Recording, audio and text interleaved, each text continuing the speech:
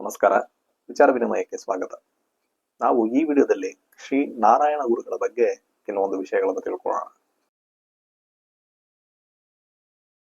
ನಾವು ಶ್ರೀ ನಾರಾಯಣ ಗುರುಗಳ ಬಗ್ಗೆ ತಿಳ್ಕೊಳ್ಳೋದಕ್ಕೆ ಮುಂಚೆ ಆ ಸಮಯದಲ್ಲಿ ಅಂದರೆ ಸುಮಾರು 18ನೇ ಶತಮಾನದಲ್ಲಿ ಕೇರಳದ ಸಾಮಾಜಿಕ ಹಾಗೂ ಸಾಂಸ್ಕೃತಿಕ ಹಿನ್ನೆಲೆ ಏನು ಅನ್ನೋದನ್ನ ತಿಳ್ಕೊಬೇಕಾಗುತ್ತೆ.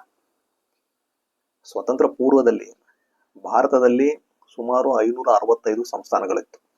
ಈಗ ನಾವು ಕೇರಳ ಅಂತ ಕರೆಯುತ್ತಿರುವ ರಾಜ್ಯ ಏನಿದೆ ಆ ಪ್ರದೇಶವನ್ನ ಆಗ ತಿರುವಾಂಕೂರು ಸಂಸ್ಥಾನ, ಕೊಚ್ಚಿನ್ ಸಂಸ್ಥಾನ ಹಾಗೂ ಮಲಬಾರ್ ಸಂಸ್ಥಾನ ಹೀಗೆ ಗುರುತಿಸಲಾಗ್ತಾ ಇತ್ತು. ಈ ತಿರುವಾಂಕೂರು ಸಂಸ್ಥಾನ, ಅದರಲ್ಲೂ ಈ ತಿರುವನಂತಪುರಂ, ಅಲ್ಲಿ ಬಹುಸಂಖ್ಯಾತರಾಗಿ ಇದ್ದವರು ನಾಯರ್ ಹಾಗೂ ಈഴವ ಸಮುದಾಯಕ್ಕೆ ಸೇರಿದ ಜನ.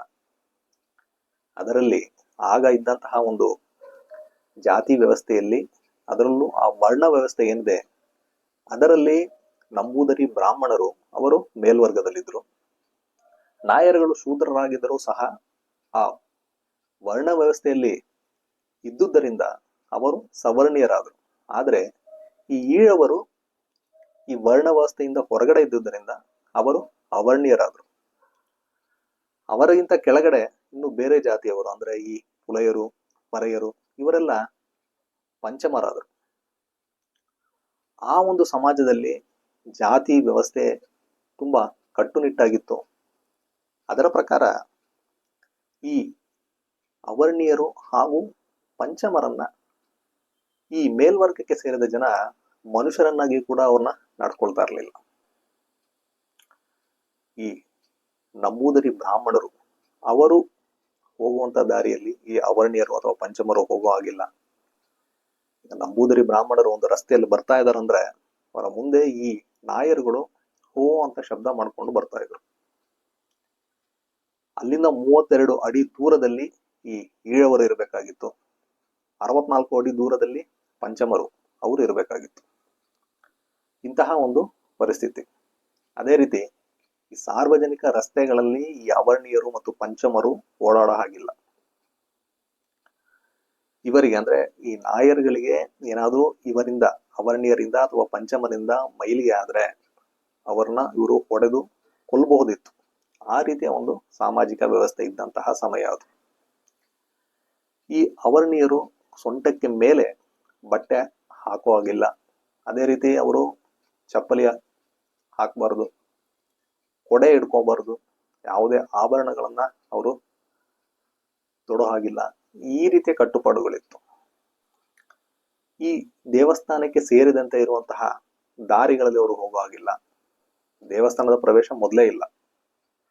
ಅವರು ಒಂದು ವೇಳೆ ದೇವಸ್ಥಾನಕ್ಕೆ ಏನಾದರೂ ಕಾಣಿಕೆಯನ್ನ ನೀಡಬೇಕು ಅಂದ್ರೆ ದೇವಸ್ಥಾನದ ಹೊರಗಡೆಯಿಂದ ಆ ದೇವಸ್ಥಾನದ ಸುತ್ತ ಇರುವಂತಹ ಗೋಡೆಗಳೇನಿದೆ ಅದರ ಮೇಲಿಂದ ಹಾರಿ ಹೋಗಿ ಆ ದೇವಸ್ಥಾನದ ಒಳಗೆ ಬೀಳುವಂತೆ ಆ ಕಾಣಿಕೆಯನ್ನ ಎಸೆಯಬೇಕು.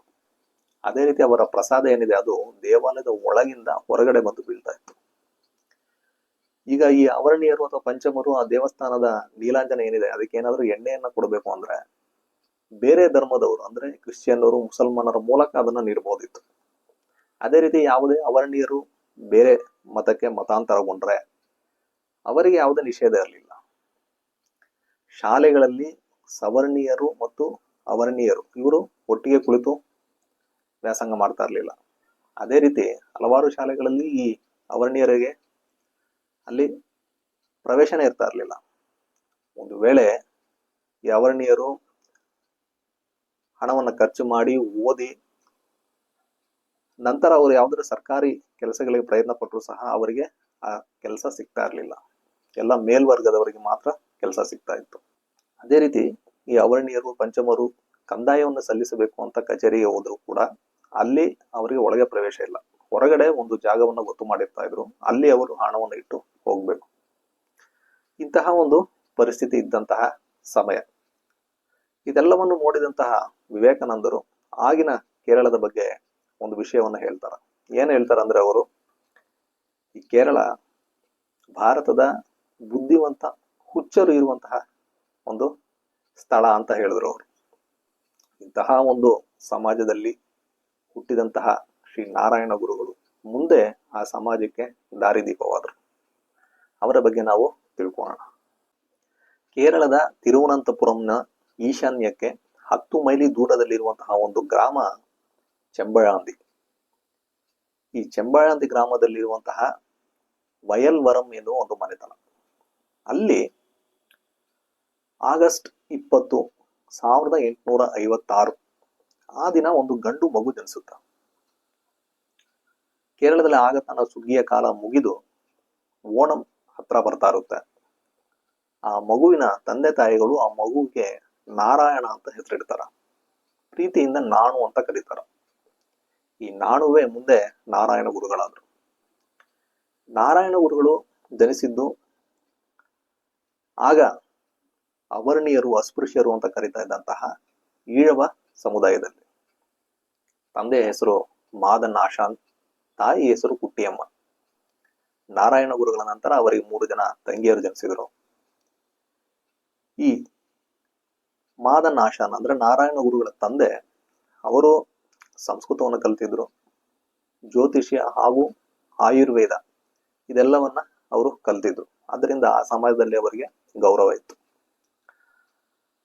ಅದೇ ರೀತಿ ನಾರಾಯಣ ಗುರುಗಳ ಮಾವ, ಅವರ ಹೆಸರು ಕೃಷ್ಣನ್ ವೈದ್ಯರ್ ಅಂತ, ಅವರು ಸಹ ಸಂಸ್ಕೃತವನ್ನು ಕಲ್ತಿದ್ರು, ತಮಿಳು ಕಲ್ತಿದ್ರು. ಅವರು ಈ ಸಮಾಜದಲ್ಲಿ ಕೆಳಸ್ತರದಲ್ಲಿರುವಂತಹ ಈഴವ ಸಮುದಾಯ ಏನಿದೆ ಅದನ್ನ ಸಾಮಾಜಿಕವಾಗಿ ಮತ್ತು ಆರ್ಥಿಕವಾಗಿ ಮುಂದೆ ತರಬೇಕು ಅಂತ ಅವರು ಹೋರಾಟ ಮಾಡ್ತಾ ಇದ್ರು. ನಾರಾಯಣ ಗುರುಗಳ ತಂದೆ ಮಾದನ್ ಆಶಾನ್, ಆಶಾನ್ ಅಂದ್ರೆ ಶಿಕ್ಷಕ ಅಥವಾ ಅಧ್ಯಾಪಕ ಅಂತ. ಅವರು ಮನೆಯಲ್ಲಿಯೇ ನಾರಾಯಣ ಗುರುಗಳಿಗೆ ಪಾಠವನ್ನ ಶುರು ಮಾಡ್ತಾರ. ಅದೇ ರೀತಿ ವಾರದಲ್ಲಿ 1 ದಿನ ಮಾದನ್ ಆಶಾನ್ ಅವರು ತಮ್ಮ ಮನೆಯ ಮುಂದೆ ಮಹಾಭಾರತ, ರಾಮಾಯಣ ಈ ಪ್ರವಚನಗಳನ್ನೆಲ್ಲ ಅಲ್ಲಿ ನೆರೆದಿರುವಂತಹ ಜನರಿಗೆ ಮಾಡ್ತಾ ಇರ್ತಾರ. ಆ ಗುಂಪಿನಲ್ಲಿ ಈ ಮಗು ನಾಣು ಅಂದ್ರೆ ನಾರಾಯಣ, ಅವರು ಸಹ ಕುತ್ಕೊಂಡು ಅದೆಲ್ಲ ಕೇಳಿಸ್ಕೊಳ್ತಾ ಇರ್ತಾರ. ಈ ಹುಡುಗ ನಾಣು ಎಲ್ಲಾ ಮಕ್ಕಳಂತೆ ಅವನು ಸಹ ತುಂಟನಾಗಿರ್ತಾನ. ದೇವರಿಗೆ ಇಟ್ಟಿದಂತಹ ಪ್ರಸಾದ ಅಥವಾ ತಿಂಡಿಗಳೇನಿದೆ ಅದನ್ನ ತಿನ್ನೋದು, ದೊಡ್ಡವ್ರು ಬಂದು ಅದನ್ನೆಲ್ಲ ತಿನ್ಬಾರ್ದು ಅಂತ ಹೇಳಿದ್ರೆ ನಾನು ತಿಂದ್ರೆ ದೇವ್ರಿಗೆ ಸಂತೋಷ ಆಗುತ್ತೆ ಅಂತ ಹೇಳೋದು. ಅದೇ ರೀತಿ ಹುಡುಗರ ಜೊತೆ ದನ ಮೇಯ್ಸಕ್ ಹೋಗೋದು, ಅಲ್ಲಿ ಆಟ ಆಡೋದು, ಮತ್ತೆ ಬೇಕಂತಲೇ ಬೇರೆ ಹುಡುಗರನ್ನ ಮುಟ್ಟೋದು. ಯಾಕಂದ್ರೆ ಆಗ ಈ ಅಸ್ಪೃಶ್ಯರು ಬೇರೆಯವ್ರನ್ನ ಮುಟ್ಟೋ ಆಗಿರ್ಲಿಲ್ಲ, ಬೇಕಂತಾನೆ ಹೋಗಿ ಮುಟ್ಟೋದು, ಈ ರೀತಿ ತುಂಟಾಟ ಮಾಡೋದು. ಮತ್ತೆ ಈ ಗುರಿ ಇಟ್ಟು ಕಲ್ಲು ಹೊಡೆಯೋದು, ಆ ರೀತಿ ಆ ಮಾವಿನ ಮರಕ್ಕೆ ಕಲ್ಲು ಹೊಡೆದು ಅದರಲ್ಲಿರುವಂತಹ ಕಾಯಿ, ಹಣ್ಣುಗಳು ಇದನ್ನೆಲ್ಲ ತಿನ್ನೋದು, ಈ ರೀತಿಯ ಚೇಷ್ಟೆಗಳನ್ನೆಲ್ಲ ಮಾಡ್ತಾ ಇರ್ತಾರ. ಆದ್ರೆ ಎಷ್ಟೇ ತುಂಟನಾದ್ರೂ ಸಹ ಚಿಕ್ಕ ವಯಸ್ಸಿನಿಂದಲೇ ಅವರಿಗೆ ಬೇರೆಯವ್ರಿಗೆ ಹಿಂಸೆ ಮಾಡೋದು ಅಥವಾ ಬೇರೆಯವ್ರನ್ನ ನೋಯಿಸೋದು ಇದೆಲ್ಲ ಇಲ್ಲದೆ ಒಂದು ದಯಾಗುಣ ಇರುತ್ತೆ.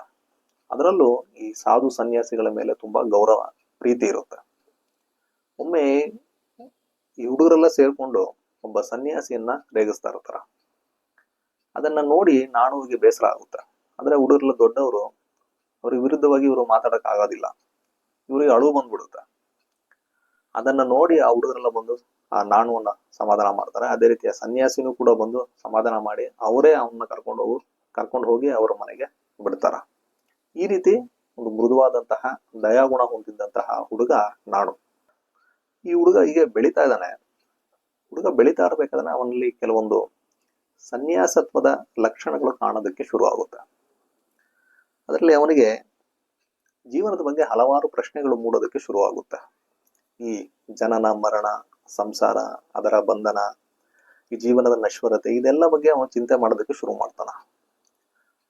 ಅವನ ಚಿಕ್ಕ ವಯಸ್ಸಿನಲ್ಲಿ ಒಂದು ಘಟನೆ ಏನು ಅಂದ್ರೆ, ಈ ನಾಣುವಿನ ಕುಟುಂಬಕ್ಕೆ ಸೇರಿದ ಒಬ್ಬರು ತೀರ್ ಹೋಗ್ತಾರ. ಅವರ ಶವ ಸಂಸ್ಕಾರ ಎಲ್ಲ ಆದ ನಂತರ ಒಂದು 3 ದಿನದ ನಂತರ ಆ ಮನೆಯಲ್ಲಿ ಇದ್ದವರೆಲ್ಲರೂ ಸಹಜವಾಗಿ ತಮ್ಮ ತಮ್ಮ ಕೆಲಸವನ್ನ ಮಾಡ್ಕೊಂಡು ಆ ದುಃಖವನ್ನೆಲ್ಲ ಮರೆತು ಆರಾಮಾಗಿರ್ತಾರ. ಇದನ್ನ ನೋಡಿದಂತಹ ಹುಡುಗ ನಾಣುವಿಗೆ ಮನದಲ್ಲಿ ಹಲವಾರು ಪ್ರಶ್ನೆಗಳು ಮೂಡುತ್ತ. 3 ದಿನಗಳ ಹಿಂದೆ ಇವರೆಲ್ಲ ತುಂಬಾ ದುಃಖದಲ್ಲಿದ್ರು, ಈಗ ನೋಡಿದ್ರೆ ಎಲ್ಲರೂ ಸಹಜವಾಗಿದ್ದಾರೆ, ಇದು ಹೇಗೆ ಅಂತ ಅವನು ಪ್ರಶ್ನೆ ಮಾಡ್ತಾ ಒಂದಿನ ಅವನು ಮನೆಯಿಂದ ಕಾಣೆ ಆಗ್ತಾನ. ಮನೇಲಿ ಎಲ್ಲರೂ ಹುಡುಕ್ತಾರೆ ಎಲ್ಲೋದ ಅಂತ. ಆಗ ಒಬ್ರು ಬಂದು ಹೇಳ್ತಾರೆ, ಈ ರೀತಿ ನಾನು ನಾಣುವನ್ನ ಕಾಡಿನಲ್ಲಿ ಒಂದು ಪೊದೆ ಹತ್ರ ನೋಡಿದೆ, ಅಲ್ಲಿ ಅವನು ಕುಳಿತುಕೊಂಡಿದ್ದ ಅಂತ ಹೇಳ್ತಾರ. ಸರಿ ಅಂತ ಮನೆಯವರು ಅಲ್ಲಿ ಹೋಗಿ ನೋಡ್ತಾರೆ. ಆ ಹುಡುಗ ಅಲ್ಲಿರ್ತಾನ. ಮನೆಗೆ ಬಂದ ನಂತರ ಅವ್ರು ಕೇಳ್ತಾರ, ಯಾಕೆ ನೀನ್ ಈ ತರ ಮಾಡಿದೆ ಅಂತ. ಆವಾಗ ಅವನು ಹೇಳ್ತಾನೆ, ಏನಿಲ್ಲ, ಇಲ್ಲಿ 3 ದಿನ ಹಿಂದೆ ಒಬ್ರು ತೀರೋದ್ರು, ನೀವು ಅವಾಗ ತುಂಬಾ ದುಃಖದಲ್ಲಿದ್ರಿ, ನಿನ್ನೆ ನೋಡಿದ್ರೆ ಎಲ್ಲರೂ ಆರಾಮಾಗಿದ್ರೆ ಇದು ನನಗೆ ಅರ್ಥ ಆಗಿಲ್ಲ, ಅದಕ್ಕೆ ಉತ್ತರವನ್ನು ಹುಡ್ಕೋಣ ಅಂತ ನಾನು ಅಲ್ಲಿ ಹೋಗಿ ಕುತ್ಕೊಂಡಿದ್ದೆ ಅಂತ ಹೇಳ್ತಾನ. ಈ ದೊಡ್ಡವರಿಗೆ ಈ ಹುಡುಗನಿಗೆ ಇದನ್ನೆಲ್ಲ ಹೇಗೆ ಹೇಳಿ ಅರ್ಥ ಮಾಡಿಸೋದು ಅಂತ ಗೊತ್ತಾಗೋದಿಲ್ಲ. ಸಮಯ ಎಲ್ಲವನ್ನು ಸರಿ ಮಾಡುತ್ತೆ ಅಂತ ಅವನಿಗೆ ಹೇಗೆ ಅರ್ಥ ಮಾಡಿಸೋದು ಅನ್ನೋ ರೀತಿಯಲ್ಲಿ ಅವ್ರು ಯೋಚನೆ ಮಾಡ್ತಾ ಇರ್ತಾರ. ಹೀಗೆ ಚಿಕ್ಕ ವಯಸ್ಸಿನಿಂದಲೇ ಆ ಹುಡುಗನಲ್ಲಿ ಈ ರೀತಿಯ ಪ್ರಶ್ನೆಗಳು ಮೂಡೋದಕ್ಕೆ ಶುರುವಾಗುತ್ತೆ. ನಾಣುವಿನ ವಿದ್ಯಾಭ್ಯಾಸ ಅವರ ಸ್ವಂತ ಗ್ರಾಮವಾದಂತಹ ಚೆಂಬಾಂದಿಯಲ್ಲಿ ಇದ್ದಂತಹ ಮೂತಪಿಳ್ಳೆ ಆಶಾನ್ ಎಂಬ ಗುರುಗಳು ಅವರ ಹತ್ರ ಪ್ರಾಥಮಿಕ ಶಿಕ್ಷಣವನ್ನ ಶುರು ಮಾಡ್ತಾರ. ಮೊದಲೇ ಮನೆಯಲ್ಲಿ ನಾಣುವಿಗೆ ಅವರ ತಂದೆ ಮಾದನ್ ಆಶಾನ್ ಹಾಗೂ ಮಾವ ಕೃಷ್ಣನ್ ವೈದ್ಯರವರು ಮಲಯಾಳಂ ಮತ್ತೆ ಸಂಸ್ಕೃತ ಪಾಠವನ್ನ ಶುರು ಮಾಡಿರ್ತಾರ. ಇಲ್ಲಿ ಬಂದ ನಂತರ ಅವರು ಸಂಸ್ಕೃತ ವ್ಯಾಕರಣ, ಸಿದ್ಧರೂಪ, ಬಾಲಪ್ರಬೋಧ, ಅಮರಕೋಶ ಇದೆಲ್ಲವನ್ನ ಕಲ್ತ್ಕೊಳ್ತಾರ. ಅದೇ ರೀತಿ ಮಲಯಾಳಂ, ಸಂಸ್ಕೃತ ಇದರೊಂದಿಗೆ ತಮಿಳು ಭಾಷೆಯನ್ನು ಸಹ ಅವರು ಕಲ್ತ್ಕೊಳ್ತಾರ. ಅವರು ತಮಿಳು ಭಾಷೆಯಲ್ಲಿ ಎಷ್ಟು ಮಟ್ಟಿಗೆ ಪಾಂಡಿತ್ಯವನ್ನು ಪಡ್ಕೊಳ್ತಾರ ಅಂದ್ರೆ, ಅವರ ಗೆಳೆಯರೊಬ್ಬರು ತಿರುವನಂತಪುರಂನಲ್ಲಿ ಇದ್ದಂತಹ ಪುಸ್ತಕಾಲಯದಲ್ಲಿ ಇದ್ದಂತಹ ಎಲ್ಲಾ ತಮಿಳು ಪುಸ್ತಕಗಳನ್ನ 6 ತಿಂಗಳಿನಲ್ಲಿ ಅವರು ಓದಿ ಪಾಂಡಿತ್ಯವನ್ನು ಪಡ್ಕೊಂಡ್ರು ಅಂತ ಹೇಳಲಾಗ್ತಾ ಇದೆ. ಹೀಗೆ ಶಿಕ್ಷಣ ನಡೆಯುತ್ತೆ, ಪ್ರಾಥಮಿಕ ಶಿಕ್ಷಣ ಮುಗಿಯುತ್ತೆ. ಮುಂದಿನ ಶಿಕ್ಷಣಕ್ಕೆ ಗ್ರಾಮದಲ್ಲಿ ಸೌಕರ್ಯ ಇರೋದಿಲ್ಲ. ಈಗ ಆ ಹುಡುಗನನ್ನ ಬೇರೆ ಜಾಗಕ್ಕೆ ಕಳಿಸಿ ಅಲ್ಲಿ ವಿದ್ಯಾಭ್ಯಾಸವನ್ನು ಮುಂದುವರ್ಸೋಣ ಅಂದ್ರೆ ಅದನ್ನು ಆಗೋದಿಲ್ಲ. ಇಂತಹ ಪರಿಸ್ಥಿತಿಯಲ್ಲಿ ನಾಣುವಿನ ವಿದ್ಯಾಭ್ಯಾಸ ಅಂದ್ರೆ ಶಾಲಾ ವಿದ್ಯಾಭ್ಯಾಸ ಅಲ್ಲಿಗೆ ನಿಂತು ಹೋಗುತ್ತೆ. ಅಂದ್ರೆ ಮಾವ ಕೃಷ್ಣನ್ ವೈದ್ಯರವರು ಆ ಹುಡುಗನಿಗೆ ಸಂಸ್ಕೃತ ಪಾಠವನ್ನ, ತಮಿಳು ಇದೆಲ್ಲವನ್ನ ಮನೆಯಲ್ಲೇ ಹೇಳ್ಕೊಡ್ತಾ ಇರ್ತಾರ. ಬಿಡುವಿನ ವೇಳೆಯಲ್ಲಿ ನಾಣು ಮನೆ ಕೆಲಸಗಳನ್ನೇ ನೆರವಾಗ್ತಾ ಇರ್ತಾನೆ. ಅದೇ ರೀತಿ ದನ ಕರುಗಳನ್ನೆಲ್ಲ ಮೇಯಿಸಲು ಅವನು ಕರ್ಕೊಂಡು ಹೋಗೋದು. ಆ ದನಗಳು ಮೇಯ್ತಾ ಇರಬೇಕಾದ್ರೆ ಇವನು ಈ ಸಂಸ್ಕೃತ ಶ್ಲೋಕಗಳನ್ನ ಹೇಳೋದು, ಧ್ಯಾನದಲ್ಲಿ ತೊಡಗಿಸ್ಕೊಳ್ಳೋದು, ಈ ರೀತಿ ಅವನ ಜೀವನ ನಡೀತಾ ಇರುತ್ತೆ. ಈಳುವರು ವ್ಯವಸಾಯ ಮಾಡ್ತಾ ಇರ್ತಾರೆ, ಇಲ್ಲ ಅಂದ್ರೆ ಈ ಸೇಂದಿಯನ್ನ ಮರಗಳಿಂದ ಇಳಿಸ್ತಾ ಇರ್ತಾರೆ. ಇದು ಅವರ ಕಸುಬು. ನಾನು ವ್ಯವಸಾಯವನ್ನ ಕಲಿಯೋಣ ಅಂತ ಪ್ರಯತ್ನ ಪಡ್ತಾನೆ, ಆದ್ರೆ ಅವನಿಗೆ ಅದು ಆಗೋದಿಲ್ಲ. ಈಗ ನಾಣುವಿಗೆ ಒಂದು 14-15 ವರ್ಷ ವಯಸ್ಸಾಗಿದೆ. ಮನೆಯಲ್ಲಿ ಮಾವ ಕೃಷ್ಣನ್ ವೈದ್ಯರ್ ಪಾಠಗಳನ್ನ ಹೇಳ್ಕೊಡ್ತಾ ಇದ್ದಾರೆ. ಅವನು ದನ ಮೇಯಿಸೋದು, ಈ ರೀತಿ ಅವನು ತನ್ನ ಸಮಯವನ್ನು ಕಳೀತಾ ಇದ್ದಾನೆ. ಅದರ ಜೊತೆಗೆ ಆ ವಯಸ್ಸಿನಲ್ಲಿ ಅವನಿಗೆ ದೇವರ ಬಗ್ಗೆ ಹಾಗೂ ಜೀವನದ ಬಗ್ಗೆ ಹಲವಾರು ಪ್ರಶ್ನೆಗಳು ಮೂಡೋದಕ್ಕೆ ಶುರು ಆಗುತ್ತೆ. ಅವನು ಪ್ರತಿದಿನ ಸ್ನಾನ ಮಾಡಿ ಹಣೆಗೆ ವಿಭೂತಿಯನ್ನ ಇಟ್ಕೊಂಡು ದೇವಸ್ಥಾನಕ್ಕೆ ಹೋಗಿ ಅಲ್ಲಿ ದೇವರ ಭಜನೆ ಮಾಡ್ತಾ ಧ್ಯಾನದಲ್ಲಿ ತೊಡಗಿಸ್ಕೊಳ್ತಾ ಆಧ್ಯಾತ್ಮಿಕ ದಾರಿಯಲ್ಲಿ ಅವನು ಹೋಗ್ತಾ ಇರ್ತಾನ. ಹೀಗೆ ಬಾಲಕನಾದಂತಹ ನಾಣುವಿನ ಒಂದು ಪ್ರವೃತ್ತಿ ಏನಿದೆ ಅದರಲ್ಲಿ ಬದಲಾವಣೆ ಶುರು ಆಗುತ್ತೆ. ಅವನಿಗೆ ದೇವರ ಬಗ್ಗೆ ಮತ್ತೆ ಈ ಜೀವನದ ಬಗ್ಗೆ ಮೂಡಿದಂತಹ ಪ್ರಶ್ನೆಗಳಿಗೆ ಉತ್ತರವನ್ನು ಹುಡುಕ್ಬೇಕು ಅಂತ ಅನ್ಸುತ್ತೆ. ಆದ್ದರಿಂದ ಅವನಿಗೆ ಒಂದು ಕಡೆ ಕುತ್ಕೊಳ್ಳೋದಕ್ಕೆ ಕಷ್ಟ ಆಗುತ್ತೆ. ಅವನೇನ್ ಮಾಡ್ತಾನಂದ್ರೆ, ತನ್ನ ಈ ಪ್ರಶ್ನೆಗಳಿಗೆಲ್ಲ ಉತ್ತರವನ್ನು ಹುಡ್ಕೊಳ್ಳೋದಕ್ಕೆ ಬೇರೆ ಬೇರೆ ಸ್ಥಳಗಳಿಗೆ ಹೋಗೋದಕ್ಕೆ ಶುರು ಮಾಡ್ತಾನ. ತಿರುವನಂತಪುರಂ, ಕಾಯಿಕರ, ಅಂಜಿತೆಂಗು, ನೆಡುಂಗುಂಡ, ಹೀಗೆ ಬೇರೆ ಬೇರೆ ಊರುಗಳಿಗೆ ಅವನು ಹೋಗ್ತಾ ಇರ್ತಾನ. ಒಂದು ಊರಿಗೆ ಹೋಗಿ ಒಂದ್ 2-3 ದಿನ ಅಲ್ಲಿದ್ದು ಮತ್ತೆ ತನ್ನ ಪ್ರಯಾಣವನ್ನ ಮುಂದುವರಿಸ್ತಾ ಇರ್ತಾನ. ಹೀಗೆ ಈ ಪ್ರಯಾಣ ಮಾಡ್ತಾ ಇದ್ದಾಗ್ಲೂ ಸಹ ಪ್ರತಿದಿನ ಸ್ನಾನ ಮಾಡಿ ಅವನು ದೇವಸ್ಥಾನಕ್ಕೆ ಹೋಗಿ ಪ್ರಾರ್ಥನೆ ಮಾಡೋದು, ಧ್ಯಾನ ಮಾಡೋದು ಇದನ್ನೆಲ್ಲವನ್ನ ಅವನು ನಿಲ್ಸೋದಿಲ್ಲ. ಇದೆಲ್ಲವನ್ನ ನೋಡಿದವರು ಈ ನಾಣುವನ್ನು ಭಕ್ತ ನಾಣು ಅಂತ ಕರೆಯೋದಕ್ಕೆ ಶುರು ಮಾಡ್ತಾರ. ಇದರ ನಡುವೆ ನಾಣುವಿನ ತಾಯಿ ಕುಟ್ಟಿಯಮ್ಮ ಅವರು ತೀರು ಹೋಗ್ತಾರೆ. ಆಗ ಮತ್ತೆ ನಾಣುವಿನ ಮನಸ್ಸಿನಲ್ಲಿ ಈ ಜನನ ಮರಣದ ಬಗ್ಗೆ, ಜೀವನದ ನಶ್ವರತೆ ಬಗ್ಗೆ ಪ್ರಶ್ನೆಗಳು ಮೂಡೋದಕ್ಕೆ ಶುರು ಆಗುತ್ತೆ. ಹೀಗೆ ಹುಡುಗ ಮನೆಯಿಂದ ಹೋಗೋದು, ಕೆಲವು ದಿನಗಳು ಬಿಟ್ಟು ಬರೋದು, ಇದೆಲ್ಲ ನಡೀತಾ ಇರುತ್ತೆ.